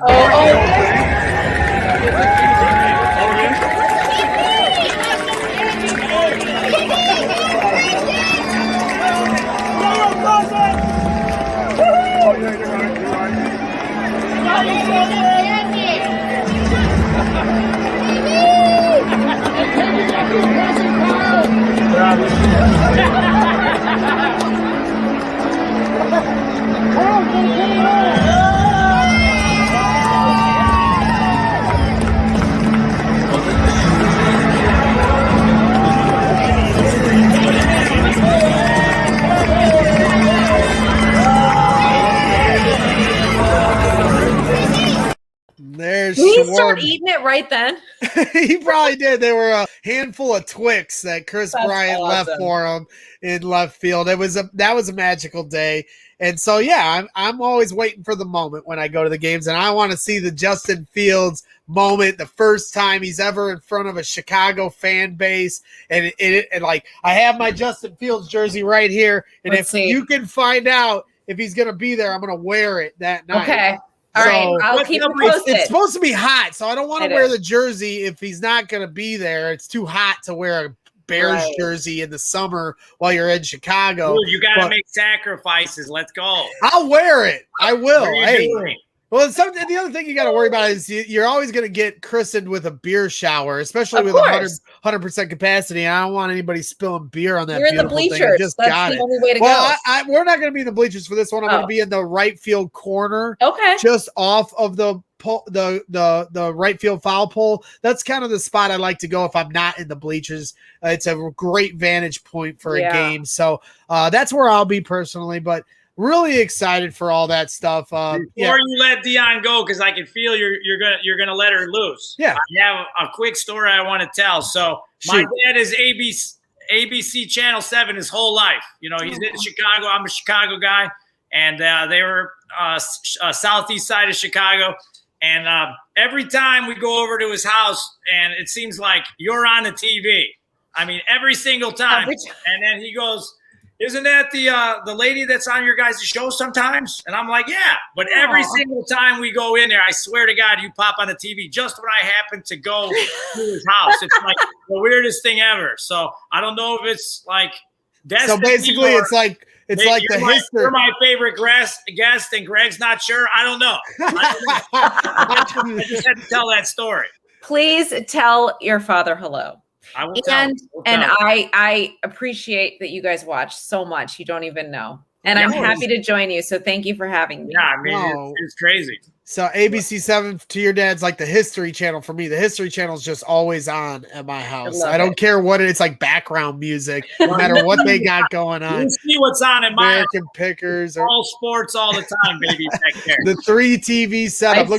We move into my wife and I move into our new house here in 2 weeks from tomorrow, and I got a little man cave idea too. Here, another question: choose your fighter. If you had to choose. Which fighter? This is my daughter, Addison. We did a Halloween party. We got the ghost. We got the skeleton. We got the witch. We got the Frankenstein. Oh, my gosh. Isn't that one just melt your heart? That's awesome. Then you got the mummy. Immediately. The mummy I chose online. Donnie's got the mummy. Which one are you picking? The skeleton? I like the Frankenstein. The Frankenstein. That's my favorite. I love it. You were at your kid's baseball game earlier. How'd he do? They lost by 1. Oh no! 9-8. How old is he? Lose sometimes to learn how to win. Let's go. Yeah, they're learning a lot about losing this year. He's on 2 teams because he plays on a travel team, and then they also have to play on a house league team. Wow! So tonight was the first of 4 games in 5 nights. Oh boy! Hey, that's the fun stuff though, because like last summer, a lot of that stuff was put on hold. You're exactly right. So for these kids to be able to go back and experience that stuff. So we'll let you get back to your family and having dinner. Thank you so much for all your time. You are our favorite guest. You are. Sorry, David Kaplan. You are our favorite guest. Don't worry about Kaplan getting jealous. Take it. Well, thank you. I'm not a Hall of Famer, but I will happily be a favorite guest on your show. You 100% are. We look forward to talking to you soon. Make sure you find out if Justin's going to be in the house. Just tell him to go. We'll get him a ticket. If he's not going, tell him we'll get him a ticket. But yeah, we appreciate you. We'll catch up with you either as we get closer to the season or once it gets kicked off. Really appreciate all your time. Good, guys. Anytime, guys. Thank you. Have a good night. You too. Bye. Yep. That is Dionne Miller from ABC 7 Chicago with another knockout interview here on Brags in the Stands. Just a real interview, you know what I mean? It's not fake, it's not scripted, it's just the truth. And people need real truth. Yeah, I didn't write down one question. I just with everything we've had going on, with work and trying to move our new house and buying all this new furniture and doing all this stuff. we threw this together. We had some other different guests that pushed back here for a couple weeks. So I thought, hey, I'll email our girl Dionne Miller and see if she'll come on. She has responded immediately and was happy to come on, and it just worked out timing wise. And she's always so gracious with her time. And as you pointed out, a smile that lights up the sky, and an energy and a charisma that lifts this show up. So you can't have all savages on the show, Greg. You can't have all savages. You need you need a little sparkle once in a while. Well, we certainly have some savages on the show. And then, of course, Savage in the chat, Chubbs82, who's saying, you're a Hall of Famer in my book too, Dionne Miller. And Chubbs is one of the toughest guys on the media. He's critics of all time. And he said it earlier, and he says it here. He hates the media and he likes her. And that is the most profound statement and best compliment she can possibly receive, because Chubbs is as hard on the media as anybody on the Twitter sphere. So, but she deserves it because she's just such a great spirit, and she gives great insight. She's at all these events. She goes to the OTAs, and she's going to be at Wrigley Field. She goes to the South Side at Comiskey. So she gets a bird's eye view to what we want to know as fans. And, we'll see what happens with Justin Fields. I think conventional wisdom would say they're going to play this out and let it fester, let him come in when he's ready. I think Bears fans are ready to put him in right now. I know I am. I know you are. I know Chubbs is, but I'm also willing to allow them to map out a plan that's best for him. And as long as it works out, as long as the end game is that we eventually win a Super Bowl over the Kansas City Chiefs, whether it's this year, next year, baby. Well, I know, because you guys are going to be there. That's why I say it's against the Kansas City Chiefs. So that's going to be the. Let me ask you a question. This is just a serious question. What is the benefit of playing Andy Dalton over Justin Fields? Well, if he's not ready, they're both learning the playbook. Andy Dalton's brand new. The playbook is new to him. I know he's been in the league, whatever. Yeah, right. I mean, if you're going to play Mitch Trubisky week 5 after Glennon, because they didn't want to play Mitch at all the entire first year. And then Mike Glennon was so terrible the first 5 weeks because he was so terrible at camp and no one would report on that. People were, I would call into ESPN 1000 every day after I left practice and was just screaming at Waddle like, dude, Mike Glennon is terrible. Play the kid. Now, what I ended up getting wrong was, while I figured, hey, play the kid because he's better, maybe sitting for a year would have done Mitch better. He was a guy that came from a smaller school that only started for a year, that could have probably used a year of learning the ropes the way Mahomes did. But who's he learning it from? He's watching Mike Glennon poop down his pants every game, fumble footballs off his knee. And they said, all right, enough's enough after the embarrassment on Thursday Night Football against the Packers. And they brought Mitch Trubisky in against the Vikings on a Monday Night Football affair. I actually went to a Cubs playoff game that started at 3:00, and then I ran over to Soldier Field and watched Mitch Trubisky's debut against the Vikings. That was one of my favorite sports days ever. But this is I think to say that Justin, like you're saying, well, what is he? What? They're both learning the playbook. As Dionne pointed out, Justin Fields is a different echelon of talent than Mitch. So if that's the case, then it shouldn't be that long. And if you're saying, well, he's going to come in week 3, then what's the difference? Why? Let him learn, trial by fire. Let him learn from his mistakes on the field. That's how Kyler Murray did it last year. That's how you're seeing most quarterbacks learn that way. And is it going to ruin him? I don't think it will if he gets sacked 8 times against Aaron Donald week 1. But those are the things I think Matt Nagy's trying to be cautious about. He's not going to say anything about, oh, Justin Fields is our starter right now. That would be stupid to do as well. Don't give him the keys, but certainly give him the opportunity to take those keys. Well, that's a perfect example. You bringing up Kyler Murray, and obviously, he had a lot of shining moments. Don't get me wrong. And they were kind of in it, until the end to maybe get that extra playoff spot. And he had his mistakes too. But that's only going to benefit him this year. I mean, he made it through the season. He had a lot of great plays, and he's learning from those negative plays. Learning from the positive plays and learning from the negative plays. But then look at a guy like Tua Tagovailoa, if I can pronounce that name correctly. They brought him in, then they took him out, then they brought him in, then they took him back out because he was all over the map with his preparedness of running the offense. Why put him in if you're just going to yank him if he has a bad half? Like, I didn't agree with that strategy with that coaching staff. Like, if you're going to play the guy, play the guy. Obviously, he knows Fitzmagic can play, whatever. They decided to do that after the bye and put him in there. And, he didn't have that, that great of a season, in my opinion. I watch a lot of football games. I thought he looked, just okay. Had some shining moments, not as many as Kyler Murray. But why put the guy in there and then yank him several times at halftime? I mean, I don't understand that either. But and as Chubbs points out, Tua came out and said it didn't bother him to learn the playbook in that way. So, there's so many different ways this could play out. The best case scenario is that he's ready to go, just like Russell Wilson. Tevin Jenkins ready to go play left tackle, and you've got your left tackle and your starting quarterback of the future. All systems go, and we have fun for the next 10 years as Chicago Bears fans. But like I said, I'm not going to sit here. I haven't seen him play, so I certainly am not going to make any proclamations. Yes, we could look at their college games. I mean, Justin Fields games are readily available. I watched plenty of them being in the Midwest. Yeah, and that's the thing. It's just like we pointed out with Dionne Miller. This is such a polar opposite of what we went through with Mitch. You're talking about, we passed on Deshaun Watson. This time, Deshaun Watson fell to us.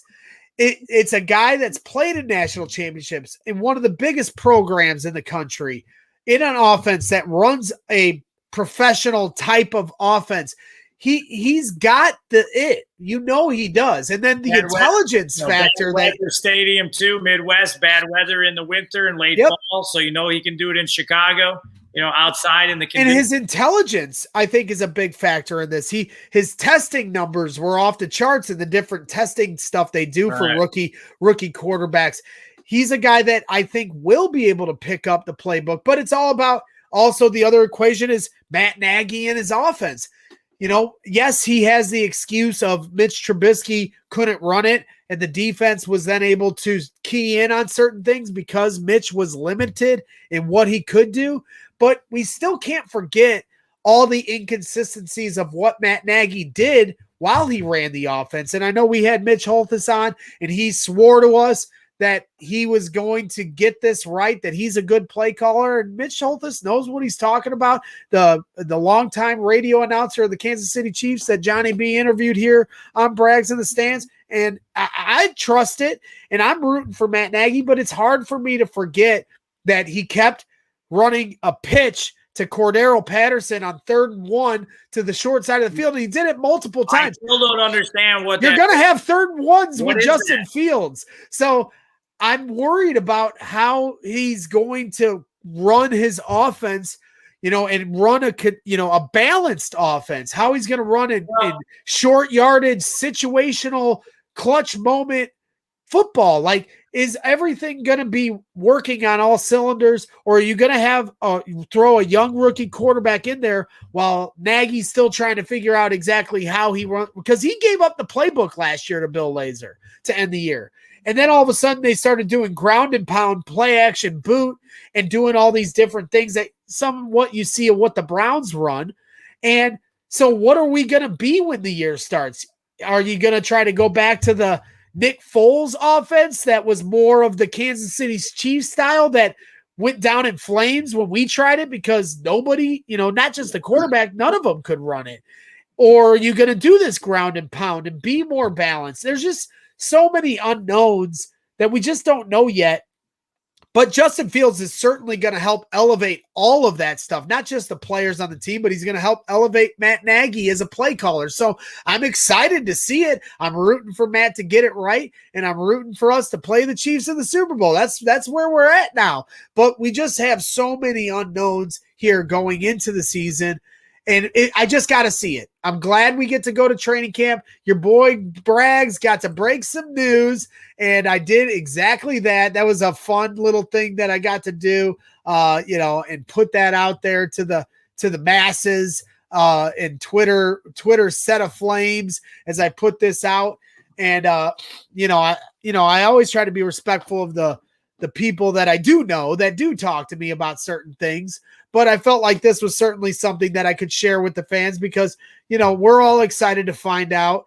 and I was happy to hear the good news, and I got it confirmed by multiple sources. So once I had it confirmed by multiple sources, that's when I decided I'm going to put this out there to the Twitter atmosphere and let Bears Twitter go set aflames from it. And it was fun seeing all the reaction. I'm excited to get to Halas Hall and see Halas Hall for the first time, see Justin Fields in a Bears jersey for the first time, and hang out with Bears fans. We'll have to do a meetup somewhere at a local pub by the training camp. Maybe you can come too, Johnny B, and give a look-see at what Justin Fields is all about. That's going to be fun stuff here. Yes, sir. Before we move on to our next and final segment, I do want to give a shout out to our sponsors over at Fan Bags. I don't have any music. Johnny normally provides the music while I do this, and then I just read my lines because I always got to give my guy Brian Potter a shout out over at Fan Bags, because this is the cornhole season. This is summertime, so if you're not throwing bags, you need to, and if you do, make sure you're picking up Fan Bags. So that Dionne Miller interview from ABC7 Chicago was brought to you by Fan Bags Cornhole, Chicago's official supplier of professional cornhole boards and bags. Choose from any of their officially licensed designs, or have my boy Brian design a custom set using anything from a selfie to your company's logo. Visit www.fanbagscornhole.com and use the promo code BRAGS to get 10% off your entire order. That's www.fanbagscornhole.com and use the promo code BRAGS for 10% off. Step up your game with Fan Bags Cornhole. That's right. That is right. And I'm excited. I've been tasking our guy Brian Potter, a good friend of mine, who, these are professional bags. Like, they are on the professional circuit that you watch on ESPN. They're quality material, and there's the .com address and the promo code at the bottom of the screen. But I tasked him to make me a set for my new house with the custom made logo that our guy Jake, our co-host, that's 1 month into being a daddy, he made this amazing logo, and you're seeing a lot of different people starting to pick this up. I was extremely humbled, Johnny B. I had a guy tweet at me, KJ, at Kenneth JS21. This came out of nowhere. I didn't, he did this unprovoked. He just bought this tank top, Brags in the stands, out in Arizona, rocking the Brags in the stands. I never in a million years did I ever think that people would want to support what we do here in that way and wear my name on their shirt proudly in that way. And it makes me damn proud to see that. I had a lot of different people reaching out to see how they can get a shirt. I've had friends and family already get stuff, and I appreciate all the support across the board. But to see somebody that I've never met before, and, he doesn't, Chubbs is always so great about being active in the chat. And I encourage everybody that watches this show to be more active in the chat, because that only elevates what we do here at Brags in the Stands more. But to see someone I never met, pick that up and be proud of that, like that really is humbling and makes me want to just work my ass off at making this the best show possible. And you're a big part of doing that with me here, Johnny B. And you can pick those shirts up on our Teespring account, which we have. All you have to do is Google Brags in the Stands at Teespring, and you can check out these shirts. We have a little tutorial here, and you can get the custom made Brags in the Stands shirt. We've got, we got Extend AR shirts. There's the Cash Moody shirts that Jake, all the custom designs are made by our guy Jake, who's our other co-host here, who's hanging out, doing his thing, raising his kid. There's the QB1 shirts that just got in stock. And then, of course, the Fields Day shirts, for Justin Fields. And it has the date of the moment that we drafted him. So you can pick those shirts up at our Teespring account. And we really appreciate all the support. Truly, it means a lot to us. Here's what the QB1 shirt, it's backwards, of course, with the selfie, but that's how the QB1 shirts with the custom bear head over the Fields, which I think is really, really nice touch. And then, of course, you got the Fields Day shirt.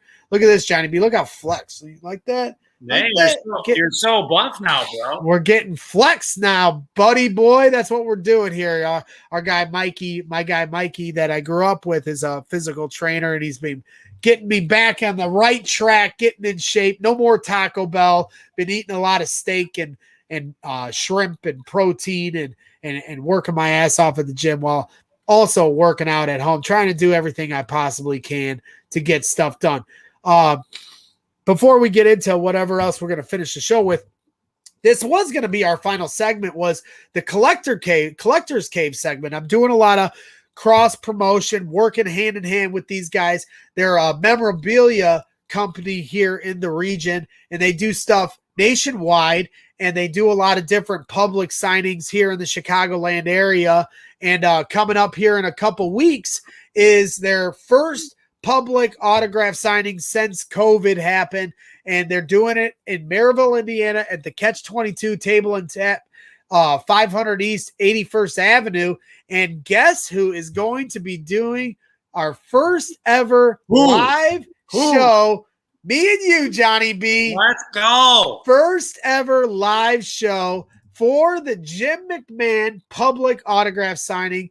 They told me today that they plan on having us do our show in the same room where the people are lined up to meet Jim McMahon. We're hoping maybe Jim can pop on and we can ask him a few questions, but no pressure. We know he's there to, take care of the paying customers that are there to get his autograph or get his picture. And it's a total one-stop shop of what the Collector's Cave have set up. When you go to this event, you can literally get a picture, have the picture printed out with Jim McMahon. You can buy they have jerseys on hand that you can buy and have signed by Jim McMahon. And then they also have, which I think is the coolest part of this whole thing, they're going to have a guy there that frames the jerseys right on the spot. So you could literally take a picture, have it developed, get the jersey, have it signed, put it in a frame with the picture, and walk out the door with the whole thing done and done. And tickets are still available for this thing. You can go to the event. It's totally free. You can go to the event at Catch-22 Table and Tap. But if you want to meet Jim McMahon or get his autograph, order your tickets at www.thecollectorcave.com. And then you can see me and Johnny B doing our thing there. We're certainly excited to do that. Our first ever live show. I'm extremely nervous for it. I'm 0% nervous. Well, good. You can exude confidence. Yeah. I'm going to be like a duck on the water, as you are the duck race connoisseur here. I'm going to be like Ducks a duck. Line up. Ducks line up. I'm going to be like a duck on the water with where the feet underneath are going a million miles an hour, but I'm going to act like I'm completely calm. Johnny B, I'll break a little news to you. We are talking about possibly doing a test run show next Friday, not this Friday, but next Friday at Catch-22 to try to work out the kinks. So if you're available and you want to pop over there, we're going to try to do a test run that night, short 30 minutes to an hour, just to see how the belt, I swear to God, because we just need to see if it works. That's it. I just need to make sure everything works. Well, Greg, our shows are kind of live anyway. Well, they are live, but this is going to be a whole different animal where we're going to not only be live on StreamYard, but we'll be live to people in the audience. And then also we're going to try to take what you see here on, the stream when you're watching it online and put it to the TVs that are in Catch-22 so they can see when we bring a guest on. Because I talked to our guy, David Kaplan, one of my good buddies, about possibly being a guest that day and maybe come on and talk about his favorite Jim McMahon story. And then, of course, my guys over at the Tape Never Lies Network, Phil Atoshin and Shane Marsall, they're going to be a part of the show, doing some Bears talk. Obviously, Jim McMahon's there, and everybody's excited about Justin Fields. So we're going to do a lot of Bears conversation that day because there will be a lot of Bears fans in the house. I invited Bearman to come out.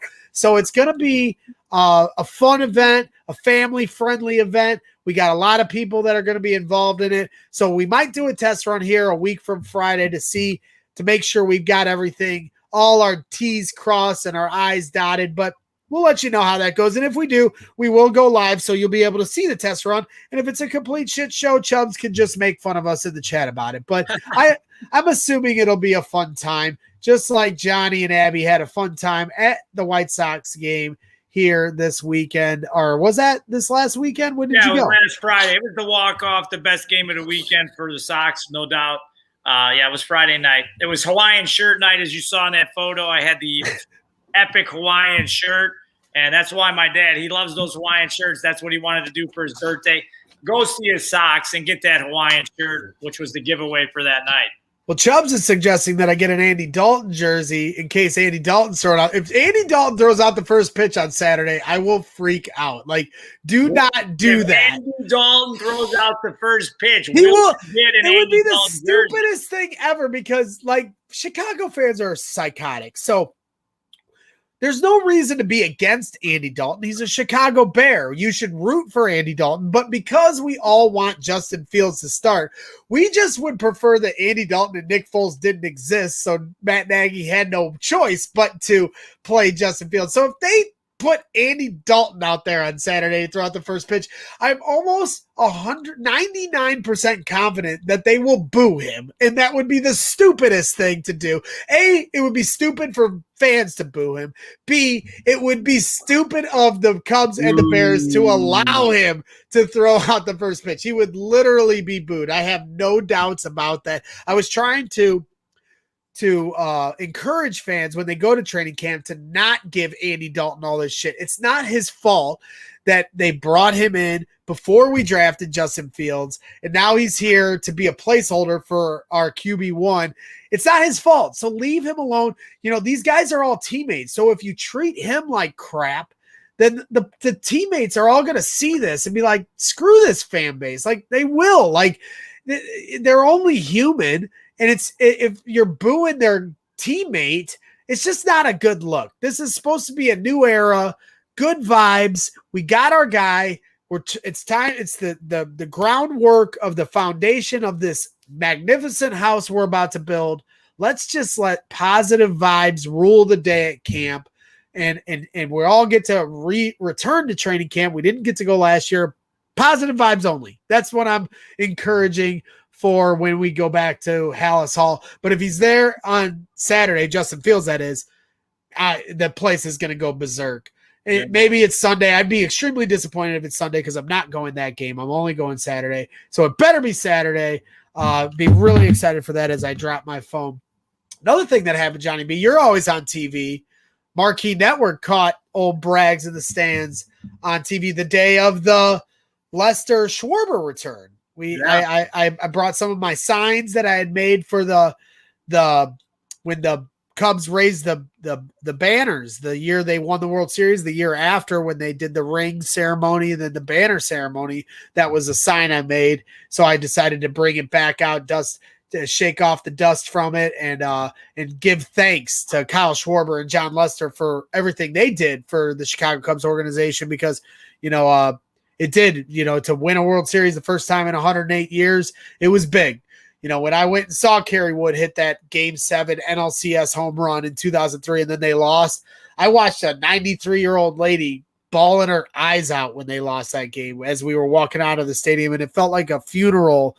And it was so sad to see that lady crying in that way because the finality of it, and then to realize, 15 years later, however many more years later before they finally won it, she probably wasn't around for that. So it's like, it meant a lot to a lot of Cub fans for them to finally bring it home. Yes, we wanted more World Series than just the one with the group that they had. And now they're that new life with Chris Bryant and Anthony Rizzo and Javi Baez, and the Cubs are trying to win the division against Jed Hoyer's wishes, I guess. But, the one, I'll take the one. Obviously, I'd want more, but I'll certainly take the one. If the Bears ever just won one damn Super Bowl, I'd take that too.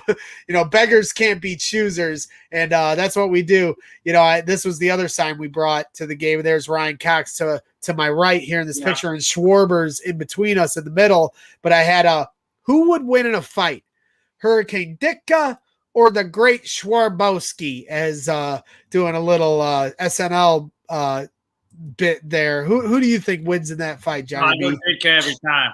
I mean, obviously, it's old school. It's a different mentality. The modern generation, I don't think anyone can hang with Ditka in his prime. I just don't think it. That's funny. Yeah, I don't know. Yeah, maybe nowadays I think Schwarber would probably win it, but back in the day, no. Obviously, you can't put them together now. Ditka's 100 years old. That's terrible, man.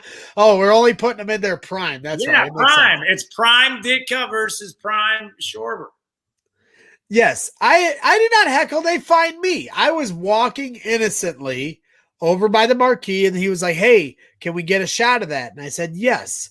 But yeah, sometimes I do make myself known, Chubbs. Then the other cool thing that happened was when Jeremiah Paprocki, the new PA announcer, was being interviewed by CBS Nationwide News. I thought it was the CBS local.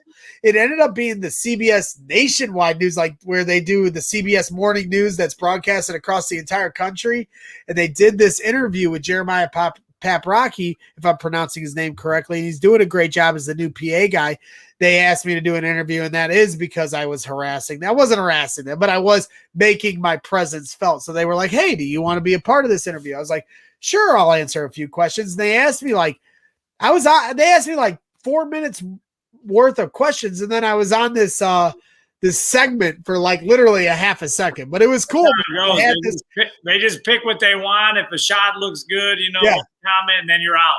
Yeah, and I had this shirt on, so that got broadcasted nationwide. When I did the Marquee Network one, they did 2 shots of this. And the first one, I was holding the sign a little too high, and I had my Brags in the Stand hoodie. So when they did the second shot, I lowered the sign a little bit, so the logo would be in there. That's a rookie move right there. I'm just going to be honest, because you covered your logo, and you cover your logo. So what you do is you do like the Matador.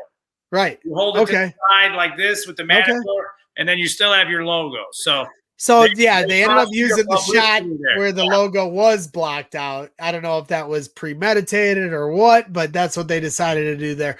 I do have to shout out my guys. My Thai guy, there he is in the bleachers. We've been having a lot of fun out there. Danny Rocket and Crawley. I haven't really gotten to hang with Crawley yet at Wrigley. I've seen him a couple times there, but I haven't gotten to hang with him. Danny Rocket hooked me up with some Cubs tickets the other day to get in the bleachers on that cold day where I was trying to catch a home run. These guys are great. They do the Sun Ranto show, and they also are part of the Bleacher Bum Band. And we went and watched them play after a game at the G-Man Tavern, and they're having another event here coming up, I think June 19th. So if you want to get your tickets at the G-Man Tavern to watch the Bleacher Bum Band, Danny Rocket certainly kills it. And there's Bleacher Jeff. He is also a part of the Bleacher Bum Band. He's wearing the shirt, as you can see underneath his mask. These guys have been hanging out with them in the bleachers a lot lately. It's been a lot of fun.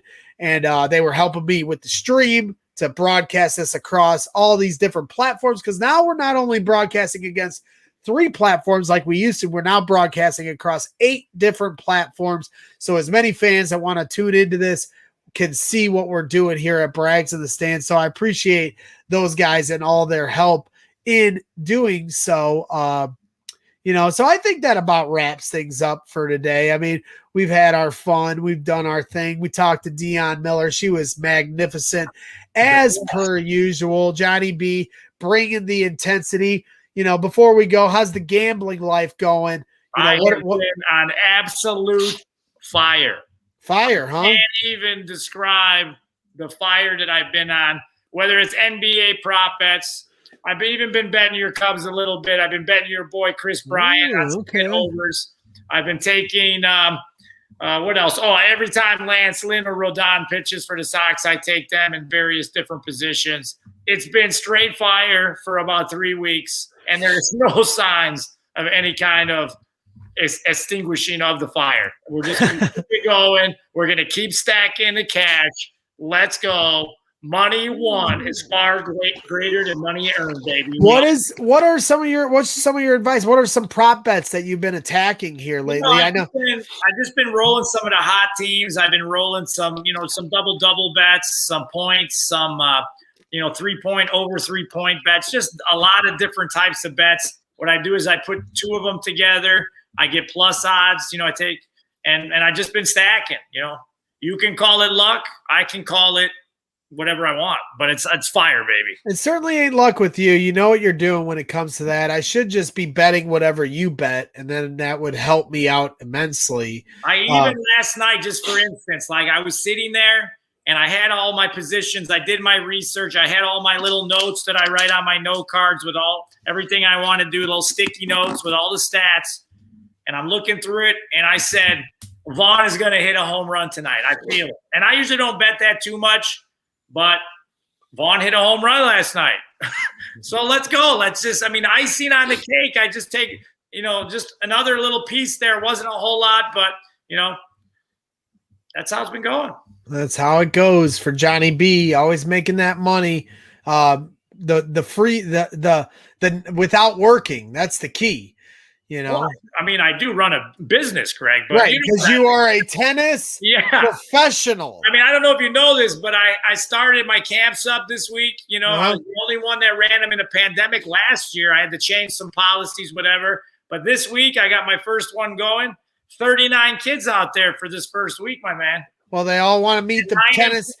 They all want to meet the tennis professional. 9 employees, 39 campers, not to mention all the other stuff we do. So see, I'm getting the correct title right. I'm never going to get it wrong again. Calling you an instructor. You're not an instructor. You're a professional. Well, the people that work for me are instructors, but it's my company. It's my business. So I am. Oh, wait. So I could be an instructor? No, because you don't know what you're doing. Oh, just let me. Come on now. What are you even? What is that? What are you even telling me? I hear Abby laughing in the background. You don't think I got a good serving arm? I don't even know what you're doing. Like, are you like, what is that? Are you rolling dice in Vegas at the craps table? I'll throw the tennis racket into this hand. I don't even know what you're doing. I know they do the backhand, but has anybody ever thrown the racket into their other hand and then bam and then thrown it back? You ever do that? No. I do everything that you can do with a racket, but it never looks like whatever you just did. Well, this show has become a racket. That's for sure. It's crazy. But how about that shot of Kimbrel that I shared there with Dionne Miller? That was one of my favorite shots I think I've ever done. I had the presence of mind to go down there before the top of the ninth when I knew he was going to close it out. And the best part about that shot is obviously it looks like you are literally in the bullpen, but that you have him adjusting his hat as he coming out. He's got his right hand up like he's adjusting the hat, or maybe and just the way the sun's hitting him and the offset of color. It really is one of my favorite shots I think I've ever video and picture I've ever taken. That could be a career shot. We'll wait and see after your. Well, man, has he been killing it lately? The whole bullpen in general for the Cubs has been killing it, but Kimbrel has just been throwing smoke. It's crazy. Then they got this Nance guy and Tepra, or however you want to pronounce it, won pitcher of the month in the NL. We're a pretty good closer ourselves here on the South side. Let's not go one-sided again, Mr. Brand. Well, I don't. See, that's the thing. I don't. I watch them from afar. Sometimes I'll pop them on, but for the most part, I stick to Cubs business. Well, you see right behind me, Greg, I have both games, and I have Cubs and Sox. So that's your problem. You're just the Cubs already won today. They won 3-1 it's over. I like to have it on in the back. The Cubs is right there, and the Sox is on the other side. But sometimes you gotta mix it up. You gotta look at both just to see what's happening. 100%. I just can't wait to get there Saturday and see the 100% capacity stadium the first time since 2 years ago. I'll have to figure out how many days it's been since I've seen a full house stadium. It's so exciting. I'll be hanging out with my guy, Clark the Cub, and all of them guys. I got another great picture here of me and Clark steady chilling. If I can find it, I don't know where it is. It's a really funny picture too. Look at this. Is that a guy that's just dressing up in the stands? No, he's the official mascot, and we always joke that he doesn't have pants on. So there he is. That is kind of weird. Well, that's what they do, smarter than the average bear. Hey, you gotta let it breathe out there. It's hot. So no pants required for Clark the Cub. But yeah, I do want to shout out, I was showing Dionne Miller all these different, and you like the Mummy, Dionne Miller likes Frankenstein, but I want to shout out everybody that came out for Addison's birthday party. I know you were in Vegas, or else you absolutely would have been there. Our guy Vince, you'll have to meet Vince. He moved from California. He's always been a big Bears Twitter guy. He came out for it, and friends and family took it in. But I do want to shout out our guy Kyle Lilly, who's going to the game with me on Saturday. This is what Kyle brought for. Nice. He dressed up as Pikachu, which was the costume game is strong right there. That is big time costume game there. I have to give him a lot of credit. That was really funny of him to do. How about this? Jenny and I even got into the costume action. Do you like that? Yeah, I mean, dude, I got to give it to you. You're looking like you could be a better. Well, those abs are printed on the shirt. Well, no, but I'm just saying, like that look right there, you could definitely be a better Batman than Ben Affleck for sure. Minimum. Let's go. Hey, I'm cutting that clip and I'm tagging my guy Albero immediately as soon as this show's over, because that is one thing I always tell him on Twitter. He's always so big on Ben Affleck, Batman. Michael Keaton is the best Batman. Christian Bale, second best Batman. Then, if you want to give, Adam West the third rank, I know he's the GOAT, because he's the OG Batman, but I'm putting him third. Then I'm going Val Kilmer. Then I'm going George Clooney, who wasn't very good. Then all the way underneath George Clooney. I'm going Christian Bale all day. Bale was fine. I got no issue. I enjoyed all three. Batman Begins, Dark Knight, and Dark Knight Rises. Great movies. Great director. Story better. That's probably why I like the Batman. Well, Christopher Nolan's one of the best to do it. Interstellar, Inception, Tenet that just came out, which is a confusing movie that I enjoy. All great movies. Interstellar is one of my favorite movies ever. The Prestige is another movie that Christopher Nolan made. Badass magic movie with Christian Bale in it. So I enjoy Christopher Nolan, but to me, Michael Keaton is the greatest Batman ever. Batman and Batman Returns with Danny DeVito and Michelle Pfeiffer, and Michael Keaton was just awesome. Because with Christian Bale, you can't forget about Jack Nicholson as the Joker, my man. Exactly. Everybody gives Heath Ledger, the crown, deservedly so, for doing a great job with the Joker. But Jack Nicholson, I think it's everybody says Heath Ledger's the greatest Joker ever. Fine, you can give it to him. Rest in peace, Heath Ledger. But Jack Nicholson. And to me, it's a wash, because the way he did the Joker was just as great, in my opinion, in his flavor of the Joker. And then, as Chubbs points out, Michael Keaton takes the Batman crown because of his presence. Christian Bale was great, but his voice, he probably wanted to be different than what Michael Keaton did. So he had that like voice. Yeah, I will give you that. I didn't like that, whatever. I mean, it was fine. Didn't make me hate the movies, but Michael Keaton just had a better presence about him, and he was more low key. And that's what Batman is all about, is staying low key, What I liked about Jack Nicholson as the Joker is that character kind of like almost mimicked a little bit better the original series with Adam West, which you mentioned, that kind of, the Joker that's kind of silly and like the showman in a way. And then the Heath Ledger one is obviously epic, and it's just obviously a lot darker, almost like, like that tortured soul, a little bit more modern take on it probably, but both excellent, jobs acting and just a little bit unique in their own way. Yeah, and they were supposed to do multiple Heath Ledger Joker versus Batman movies, and then he passed away, so they weren't able to do that, because he's really, if you watch The Dark Knight, he's only in it for like 15 total minutes, or whatever of the whole movie, because they space it out and you have Two-Face and all that stuff. So, it was a shame that we didn't get to see more of that, because I certainly loved the angle that he went with, maniacal and all that way. So I do love that you threw a shot at Ben Affleck Batman, because he's not even entered into the equation when you consider how terrible all the Batman versus Superman, and then Batman and Superman fight for literally 3 minutes of that whole movie. And then they stop fighting because Batman or Superman and Batman realized both their mom's names were Martha. Like, what? Dude, I gotta be honest. Everybody said it was trash. I didn't see it.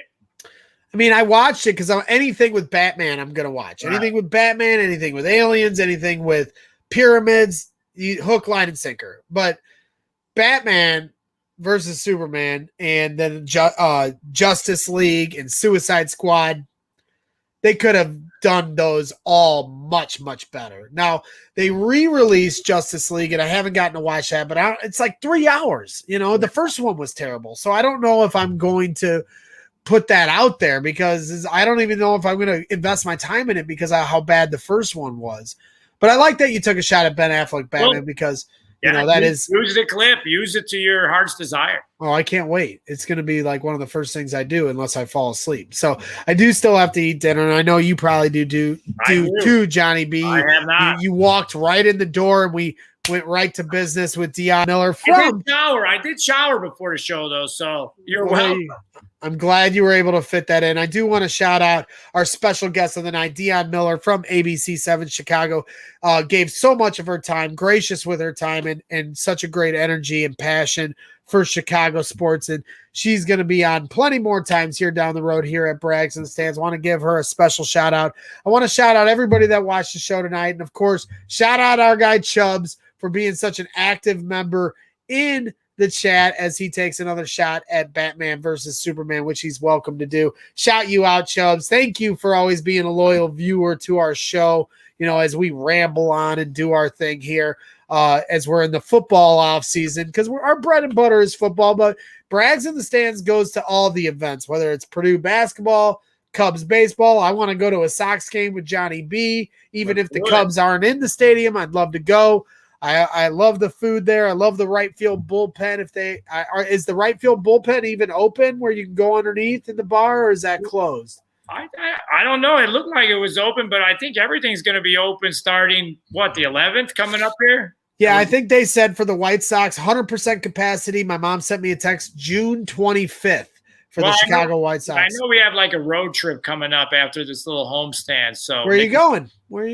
I'm not. The Sox are on a road trip. The Sox are. Oh, I'm sorry. Yeah. Well, you never know with you. You're always all over the map. So June, July, and the first week of August, I'm all business, man. It's all business. Then once that first week of August is over, then you never know. But from June, July, first week of August, I'm in Chicagoland, Northwest Indiana area. I will not leave. All right. Well, hey, man, this was a lot of fun tonight. We did our thing. We talked Bears. We talked Cubs. We talked Sox. We talked Batman. We even fit that in. Yeah. We got some big things coming up here in a couple weeks. June 26th is the official first ever live show at the Jim McMahon public autograph signing for the Collector's Cave.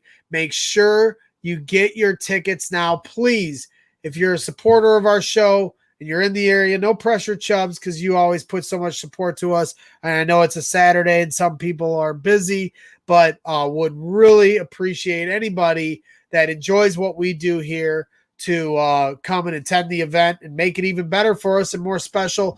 And you just never know. We'll have fun. Come hang out, get a couple drinks, get some food, maybe say what's up to Jimmy Mack, the punky QB, and, let's have a good time. Let's do it. Maybe he'll moon us like he did the helicopter camera for the Super Bowl. You never know with that guy. You never know.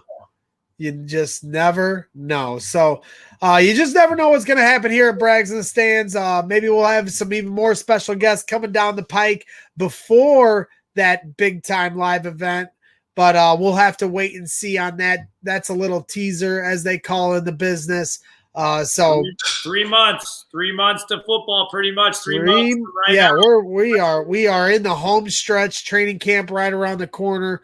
So a lot of fun there. So Johnny B, why don't you give your final words as you always do here on Brags in the Stands? Well, I want to give a shout out to the South Side as I'm representing today. I know there's a lot of Cubs fans out there, and they root against it for each other. They hate the Cubs. They hate the Sox. But it's Chicago, and baseball is looking good right now in Chicago. And remember, money won is far sweeter than money earned, baby.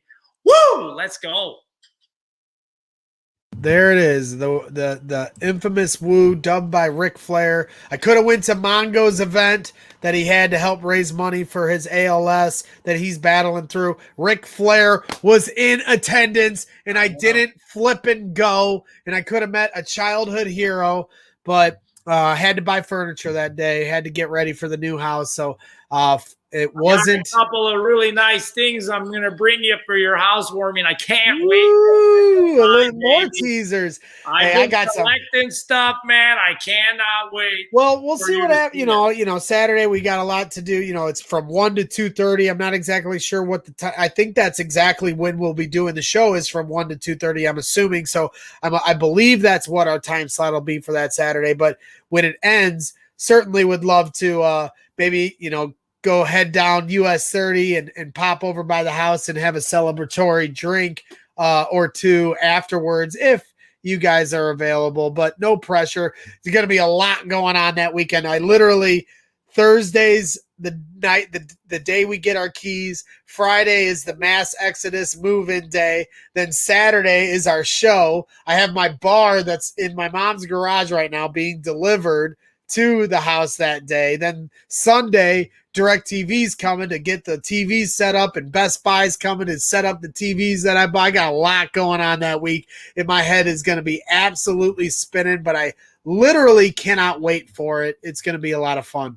It's going to be good. I got a lot going on that weekend too, but you know what? If you don't have a lot going on, what are you really doing? You got nothing going on. Do it all. You almost nailed it. If you don't got a lot going on, you got nothing going on. Well, I didn't want to sound too negative. I was actually going to say that, and I said it sounded a little negative. Well, I said it. How about that? So, all right. Well, everybody have a good night. We'll talk to you here real soon.